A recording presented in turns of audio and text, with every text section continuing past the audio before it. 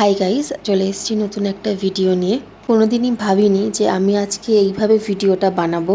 আমি এত দোকানে গেছি, এতগুলো ভিডিও বানিয়েছি বিরিয়ানির, কিন্তু আজ যে এরকম এক্সপিরিয়েন্স হবে কোনোদিন আমি ভাবতে পারিনি। তো আজকে আমি চলে গেছিলাম মনোজদার বিরিয়ানিতে, তো বিরিয়ানিটা কভার করার জন্য। কিন্তু এই ভিডিওটা বানাতে গিয়ে যে আমাকে এত বাজে এক্সপিরিয়েন্সের মুখোমুখি হতে হবে তো কোনোদিন আমি বুঝতে পারিনি। তো ভিডিওটা দেখতে থাকো, লাস্টে তোমরা জানতে পারবে যে আমার সঙ্গে এক্স্যাক্টলি কি হয়েছিল। তো চলে এসেছি মনোজদার বিরিয়ানির দোকান থেকে। তো এটা চিকেন বিরিয়ানি নিয়ে এসেছি 1500 ml এর কন্টেনার। তো চলো বিরিয়ানিটা এখন ঢালা যাক।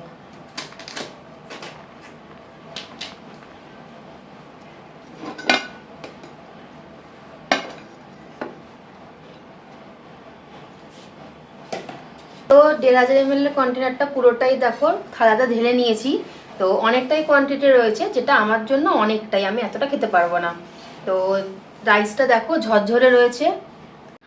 এই যে এখানে স্যালাড দিয়েছে, গ্রিন চাটনি দিয়েছে। তো ওনারা কিন্তু 150 টাকার মধ্যে এই কোকটাও দিয়েছেন।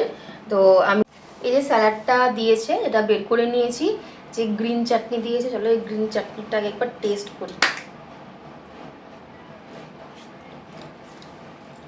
ভালো, বেশ একটা কাঁচা লঙ্কার ফ্লেভারটা হিট করছে মুখের মধ্যে, ভালো। চলো এবারে বিরিয়ানিটা টেস্ট করে দেখি। আগে আমি দেখাবো যে বিরিয়ানিটার রাইসটা কতটা ঝরঝরে, একটু কাছে নিয়ে আয়। বিরিয়ানির রাইসটা দেখো ঝরঝরে, একটার সঙ্গে একটা লেগে যায়নি। আর কিন্তু মশলাদার বিরিয়ানি। এই যে লেগ পিস দিয়েছে একটা,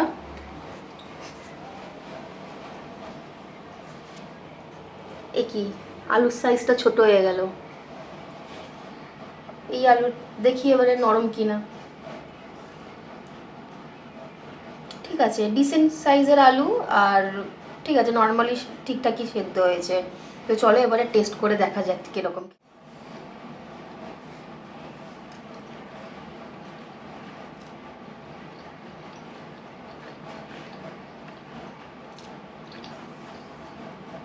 বিরিয়ানিটা ভালো খেতে, এমনকি অনেকটা ব্যারাকপুর স্টাইলের খেতে। আর মনোজদারা দাবিও করেন যে ওনারা অনেকটা ব্যারাকপুর স্টাইলে বানানোর চেষ্টা করেছেন। তো চলো একবার আলু আর মাংস দিয়ে খেয়ে দেখি। লেগ পিস রয়েছে, তো চলো। এই যে মাংস একদম খুলে বেরিয়ে আসছে, ভালোই সফট। তো চলো এবারে ট্রাই করি।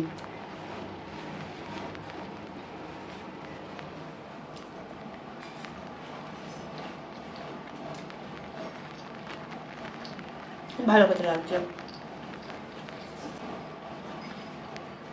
একবার একটু আলু টেস্ট করে দেখি।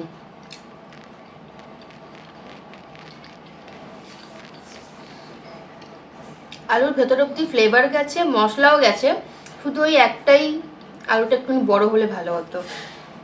তো কিছু কথা তোমাদেরকে বলতে চাই, রাদার জানাতে চাই যে আমরা যখন গেছিলাম মনোজদা বিরিয়ানিটা কভার করতে, তো ফার্স্টে আমরা গেলাম। তো গিয়ে আমরা বিরিয়ানি যে নেবো আমরা বললাম কারিগরকে, যিনি ওখানে ছিলেন প্রেজেন্ট, যে আমরা বিরিয়ানিটা একটা ভিডিও করব। তো একটা বিরিয়ানি কাটার ভিডিও করব, আর যেটা ওরা দিচ্ছেন কন্টেনারে তুলছে তো সেটার একটা ভিডিও করব। তো কারিগর তার ফার্স্টে, তো উনি মনোজদাকে ডাকেন, ডেকে বলেন যে একজন এসছে ভিডিও করতে। তো মনোজ সঙ্গে সঙ্গে আসেন। তো আমরা যথারীতি ভিডিওটা চালু করেছি, তখনই উনি হাঁড়িটা বন্ধ করে দিয়ে বললেন যে আজকে ভিডিওটা করা যাবে না, আপনি আমার নাম্বারটা নিয়ে রাখুন, তো অন্যদিন ফোন করে অন্যদিন ফোন করে আসবেন, তো আমরা সব কিছু অ্যারেঞ্জমেন্ট করে রাখবো। তো আমার এটাই বক্তব্য যে ফুড ব্লগার হোক বা যে কোনো নর্মাল র্যান্ডম ভিডিও যারা ক্রিয়েট করছে বা আদার্স কোনো পার্সনই হোক, সবার জন্য তো চিকেন মাটন রাইস সবই তো সেম, তা নতুন করে অ্যারেঞ্জমেন্টটা আবার কিসের। তো আমরা তো নর্মালি গেছিলাম, ভিডিও করার কোনো প্ল্যানও পর্যন্ত ছিল না। তো ওখান থেকে পাস করছিলাম, তো ভাবলাম যে ভিডিওটা করে নিয়ে যাই। তো সেই জন্য তো মনোজদা এলেন যথারীতি, এসে বিরিয়ানিটা কাটলেন। তো কাটতে কাটতে উনি বললেন যে একটা কথা মাটনের পিসই খুঁজে পাচ্ছি না। তো উনি যথারীতি হাঁড়িটা বন্ধ করে দিলেন। বন্ধ করে দেওয়ার পর বললেন যে আমি তো বিরিয়ানি কাটি না সচরাচর, তো আমার কারিগররাই কাটে। তো কারিগর পাশে দাঁড়িয়ে ছিল, তো উনি ওনাকে ডাকলেনও না যে হাঁড়িটা কেটে দেখানোর জন্য। তো তারপর উনি বললেন যে দেখো একটা অত মটনের পিস হবে না, তো আমি বললাম যে মাটন যখন পাচ্ছেন না তখন চিকেনের পিসটাই দিয়ে দিন, কোনো অসুবিধা নেই তাতে। তো উনি বললেন যে দেখো আমরা 250 গ্রাম চিকেন দিই, আমরা 1500 কন্টেনারে ওটাই আমরা চিকেন দিই।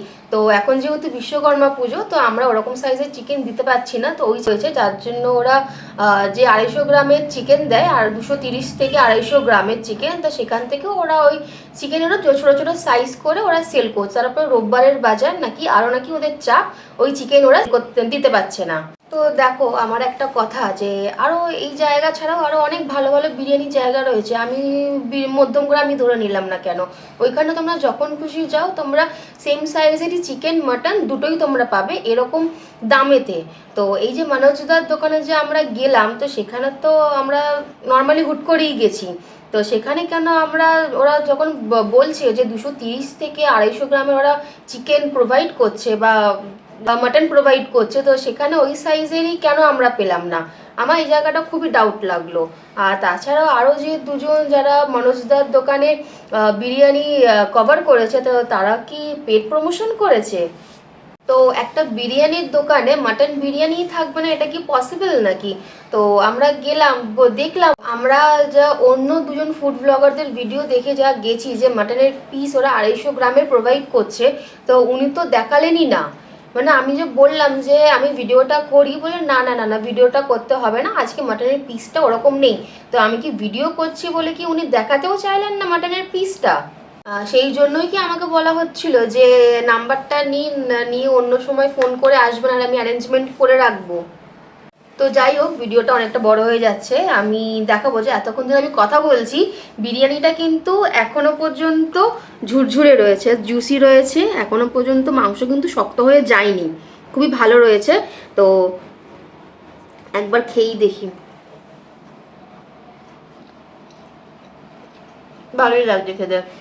একটাই কথা বলতে চাই যে যারা জানিয়ে ভিডিও করতে আসছে তাদেরকেই কি 250 গ্রামের মাটন বা চিকেন ওরা প্রোভাইড করছে, আর যারা নর্মাল না জানিয়ে যাচ্ছে বা আদার্স যারা না জেনেই যাচ্ছে তাদেরকে কি তাহলে সেম প্রোভাইড করা হচ্ছে না চিকেন বা মাটনের পিসটা? তো এরকম না করলেই পারতেন, তো যেরকম নর্মাল পিস হয় বা যেরকম দিচ্ছেন ওরা কোয়ান্টিটিতে বা এই কন্টেনারে 1500 কন্টেনারে, ওনারা কিন্তু ভালোই পরিমাণে চিকেন দিচ্ছে, মাটন দিচ্ছে, বা রাইসের কোয়ান্টিটিও ভালো, সব কিছুই ভালো। তো ওনারা এটাই মেনটেন করুক, তো ওনারা যারা ভিডিও করবে তাদের জন্য আলাদা, যারা করবে না তাদের জন্য আলাদা পিস, এরকম তো করলে ভালো হয় না। তো আমার পক্ষে এটাই শুধু একটা বাজে দিক লেগেছে, তো বাদ বাকি ওভারঅল বিরিয়ানিটা গুড। তো এখন এতক্ষণ যদি ভিডিওটা দেখে থাকো তো please like share and subscribe করে দিও। তো এখনকার জন্য ভিডিওটা এখানেই এন্ড করছি।